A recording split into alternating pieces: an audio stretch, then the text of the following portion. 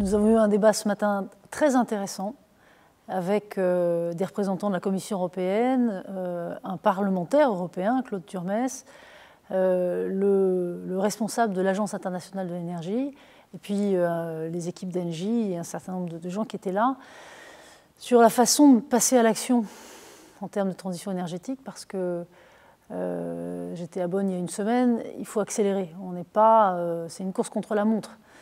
Et on n'est pas dans le bon rythme. Nous avons complètement changé nos business models. Nous sommes passés d'un business model où nous étions vraiment un producteur d'énergie et d'une certaine manière seulement cela, à un business model dans lequel, encore une fois, une grande partie de nos métiers, c'est de transformer l'énergie. Et la valeur qui réside dans ces métiers, c'est la capacité d'économie d'énergie. Donc, par exemple, on travaille avec un propriétaire d'immeuble, ça peut être une collectivité ou bien un acteur privé, qui décide d'analyser sa consommation d'énergie sous toutes ses formes, alors dans l'habitat et dans le tertiaire, dans le building de manière générale. La plus grosse partie, les 3/4 de la consommation d'énergie, ce n'est pas de l'électricité, c'est du chaud ou du froid. Et à ce moment-là, on se met à travailler avec lui pour regarder tous ces usages, les rendre digitaux, les optimiser, changer les systèmes. Et là, on gagne 30%, parfois plus, en termes d'économies générées. Et on partage ces économies avec lui. Voilà le business model. Le problème est le même avec les particuliers. On a dans le domaine de l'habitat un potentiel d'économie qui est très important, qui est probablement également de l'ordre de 30%. Et donc, de la même façon, nous fournissons tout un ensemble de services qui permettent d'atteindre ces 30%. Ce qui est plus compliqué, c'est qu'il est bien rare qu'un particulier soit prêt à s'engager sur une quinzaine d'années. Donc là, il y a des mécanismes à trouver pour que on arrive à construire des business models suffisamment longs pour que, comme on arrive à le faire dans le tertiaire, on puisse s'engager dans des démarches longues et du coup qui permettent d'aller trouver assez profond des économies d'énergie importantes. Les textes qui sont en train d'être préparés à Bruxelles en ce moment, le fameux Clean Energy Package, sont des textes qui sont très importants, qui vont permettre de franchir de nouveau un cap. Nous sommes très en soutien sur la fixation d'objectifs d'efficacité énergétique qui sont à la fois très élevés et qui sont obligatoires. Alors, très élevé, il y a des débats, 30%, 40%. En réalité, je pense que le 40%, qui est donc promu par beaucoup de parlementaires, en tout cas une partie d'entre eux, n'est pas très loin de ce que la France a décidé. Parce que même si ça n'est pas... définir un objectif ne suffit pas à l'atteindre, bien entendu, mais définir un objectif ambitieux, ça oblige à repenser et à viser suffisamment haut, et donc ensuite à faire une sorte de rétro-planning qui permet d'élaborer une roadmap qui soit à l'échelle de ce qu'il faut. Ça permet à tous les acteurs de s'équiper déjà mentalement, de dire oui, ouais, on est en train de parler de 40%, donc il faut vraiment revoir la copie complètement, et donc de s'équiper pour une course de haute montagne et pas pour une promenade de santé, si vous voulez. C'est vraiment une question d'état d'esprit d'abord. Et ces objectifs très ambitieux-là, pluriannuels, ils ont cet immense mérite. Alors ça ne suffit pas. Ensuite, il faut des mécanismes. Il faut traduire ces objectifs dans des normes, il faut des standards. Pour l'habitat, par exemple, il faut qu'ils soient consistants avec ces objectifs. Il faut des mécanismes, des business models qui permettent encore une fois des investissements dans la durée. Dans notre stratégie, nous avons vraiment deux volets. Le premier, on vient d'en parler, c'est travailler sur les usages de l'énergie. C'est là-dessus que nous nous développons le plus vite. Sur les 9 premiers mois de l'année, nos activités de ce côté-là, pour les 2/3 de nos collaborateurs, donc, ont cru de presque 10%. Et puis, évidemment, nous travaillons aussi sur la fourniture d'énergie en nous concentrant sur des activités, des énergies pauvres en carbone. Nous avons donc décidé d'arrêter de produire de l'électricité à partir de charbon. Quand nous avons commencé ce plan de réorientation, début 2016, nous étions à 15% d'électricité provenant du charbon. chez Engie.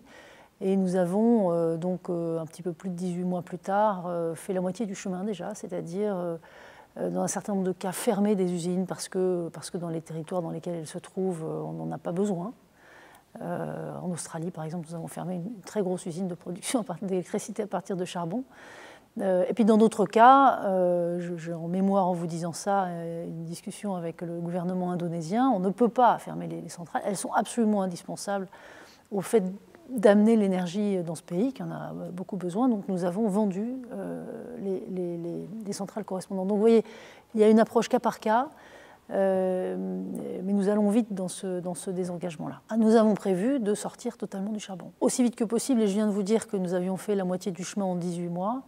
Maintenant, il faut trouver des modalités qui conviennent. Vous voyez, il y a certaines centrales que nous sommes encore en train de construire.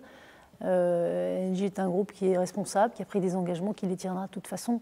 Alors, le gaz, il joue un rôle qui est important parce que c'est probablement la manière la plus intelligente de stocker l'énergie, en fait. Un de mes collègues disait, pour stocker l'équivalent de la quantité d'énergie qui est dans un seul de nos stockages de gaz, on en gère un certain nombre dans le monde, il faut empiler des batteries jusqu'à la Lune et retour. C'est une image, mais il y a quand même dans le gaz une capacité à stocker de l'énergie qui est très efficace. Alors nous militons pour que ce gaz, on arrive à le verdir progressivement. C'est-à-dire qu'il est essentiel aujourd'hui en tant que gaz naturel, parce qu'il n'y en a pas d'autre, pour stocker l'énergie et puis compenser l'intermittence des renouvelables, qui est quand même évidemment un sujet. Pour nos usages de l'énergie ne correspondent pas au profil de production d'un panneau solaire, par exemple, du tout. Donc il faut un pont entre les deux. Donc, le gaz naturel est nécessaire. Puis progressivement, ce gaz, on va le verdir. Donc nous travaillons beaucoup sur le biogaz, c'est-à-dire la capacité à prendre du gaz non plus dans le sous-sol, ce qui effectivement met du CO2 en circulation dans l'atmosphère, mais en fabriquer, en faisant fermenter par exemple des déchets agricoles. C'est un mécanisme qui marche bien, qui est en train de s'industrialiser. C'est encore trop cher, mais on travaille à le faire. Et puis il y a l'hydrogène, qui je pense est très prometteur.